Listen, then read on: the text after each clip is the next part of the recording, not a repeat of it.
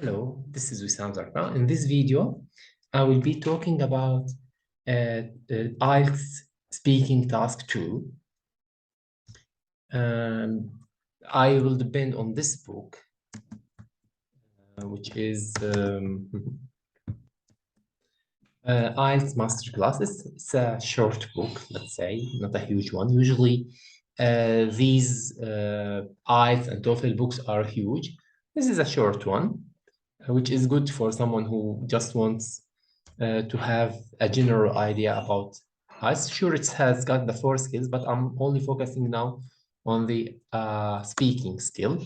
In the last video, I talked about the first task, which is about familiar discussion, answering short questions about yourself, home, family, job, or studies and interests. In this video, I will talk about extended speaking, which is describing. In this task, you are giving a question on a piece of paper so that you can read it, and you'll have 1 minute to prepare it and 2 minutes to speak about it.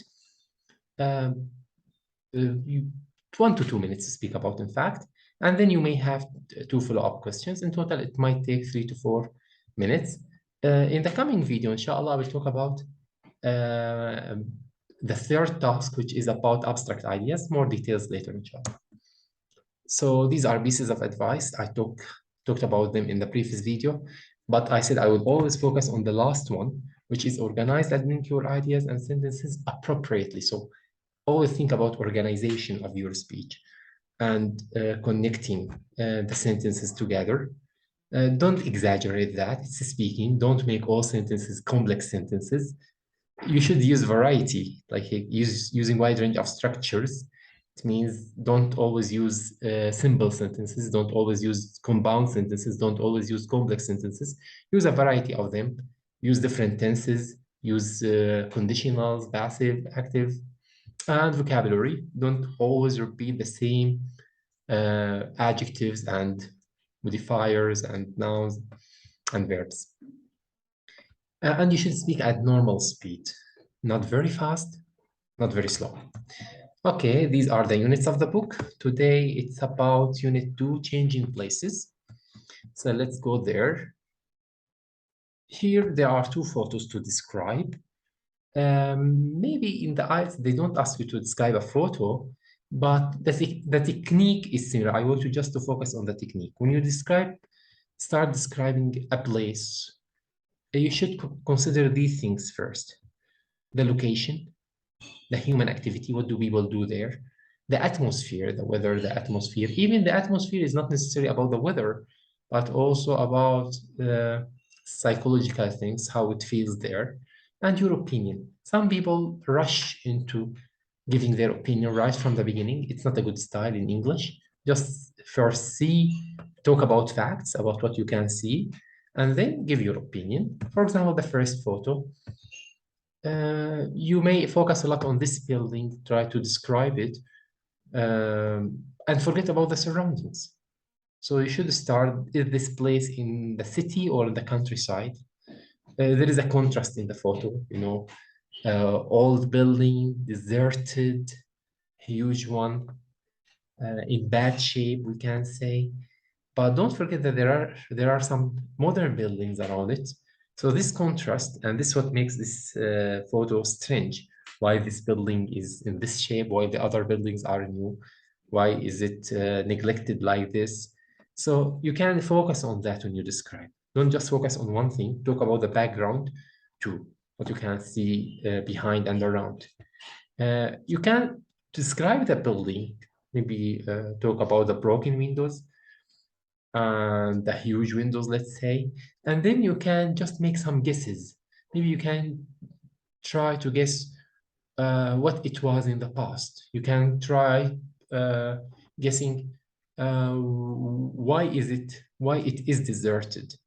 So don't start, and you can finally talk about your emotions. I guess it's scary. I would never go there at night, not even at day, during the day, sorry. I will not go inside.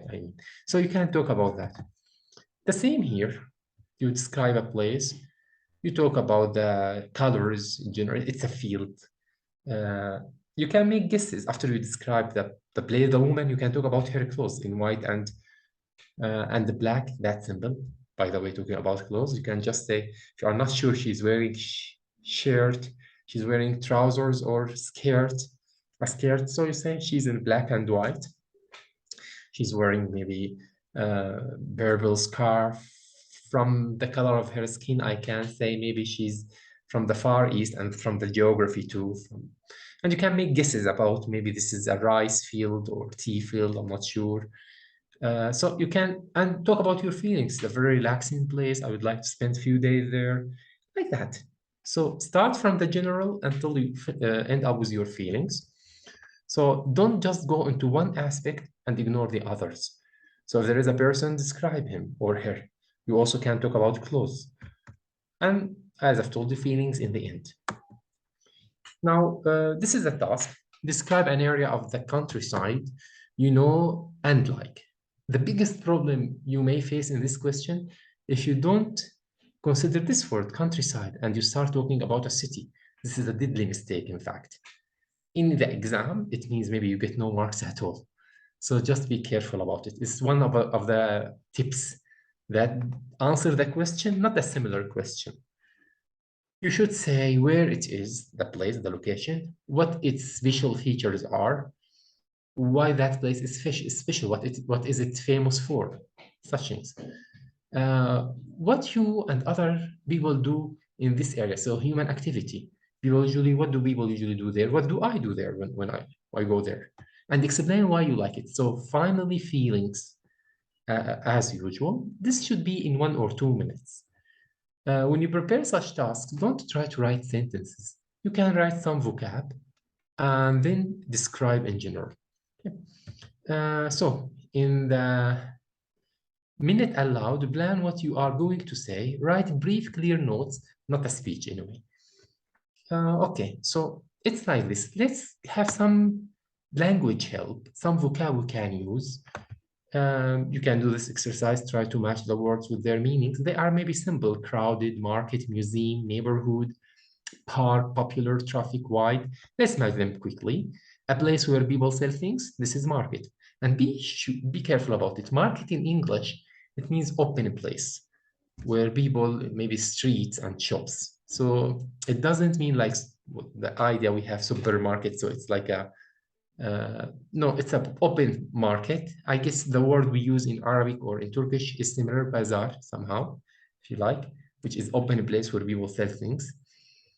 An area of a city or town, this is neighborhood, with many people, it means crowded. A building with important things that people can go and see. Museum, yeah. All the cars in a particular area, traffic. So traffic itself means the car. It doesn't mean a lot of cars. It means all the cars in a place. It could be heavy traffic. It could not be. So traffic is general word. It's not positive. It's not negative. Far from one side to the other. It means wide. It's far from one side to the other, right? An open area in a town with grass and the trees. So this is a park. And don't confuse the two words, garden and park. They might be similar, but usually garden is around your building and it's only for your building. And usually only we have trees and plants. We don't have a place to sit usually, like public place. Usually it's not public, the garden. Liked by many people. So this is popular. It means people like it, people come to it, visit it, such things. If you look at the sentences, more important than the word is how to use them and how to use them when you describe a place. The best place to buy meat and fresh fish is, for example, the market. So you can, when you describe a place, you can talk about the best place in that, for example, countryside or in that city to buy something, or this is the best place to buy whatever you mention it. That is terrible. It takes 15 minutes to drive 1 kilometer. So the traffic is terrible. So the use of that adjective, the traffic is terrible. It takes 15 minutes to drive 1 kilometer. On weekends, many people go for walks or ride their bikes in the park. So you can describe a place and talk about the famous parks there. Which park, for example? People from many different countries live in my, can say, neighborhood, for example. This street is very wide. 3 cars can drive on it at once. 3 cars wide? Okay, as they like. This restaurant is there is no place to sit down, so very crowded. There is no. So you can say in the weekend, the place is very crowded. The restaurants are very crowded. You can use it this way. Everybody in my town knows and likes that cafe. It's very so popular in this case. You can talk about popular places in the countryside you are describing or in the city. The second floor of the museum has several hundred paintings. So even if you talk about that, there is a museum, you can add some information about it, what you can find there. Let's go to another group of vocab. By the way, yeah, we can say another group. Another usually is for singular, but you can say, I ate 3 apples yesterday. I ate another 3 apples today. It's not common, but it's okay grammatically. 3, another 3. Usually we use with plural other. Air, beautiful. Capital, cool. Drive, once, tourist, temperature. Again, very simple vocab. Maybe you know them, but it's more important to know how to use them, not just to know their meaning. So very attractive, this is beautiful. A little cold, this is cool. What we breathe, by the way, breathe with E, it is verb, breathe. Without E, it is noun, breath. What we breathe, air. The city that has the government, this is the capital usually. How hot or cold something is, this is the temperature. At one time in the past, once upon a time, once, someone who is visiting a place or on vacation, tourist, yeah, tourist, sound like tourist, but they are very different words. Tourist, don't use that word.